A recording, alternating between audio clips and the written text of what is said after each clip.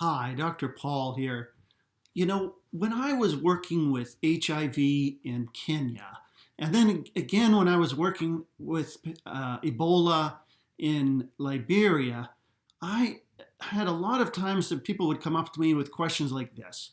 Wasn't this virus made in a lab somewhere by the CIA or the KGB and released on us for some reason? What can we do about the governments that are against us? These kind of questions um, I got a lot repeatedly. And at first I tried to answer them. I said, well, actually the CIA doesn't have labs and this type of thing. But after a while, I realized, this discussion isn't getting us anywhere, and actually is getting us off the proper focus. So when I got that kind of question, I started to answer it with, how are we going to manage this virus in this country? How are you going to reduce the risk of transmission to your loved ones? How are you going to get rid of this out of your neighborhood?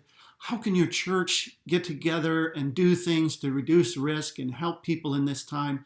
I found those discussions very much more useful. Whether or not somebody changed their opinion on where the virus came from or what they thought about politics or America or anything else.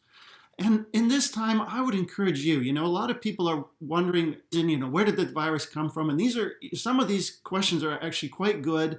There are things that need to be answered, and the people that can answer those, we hope they look into that.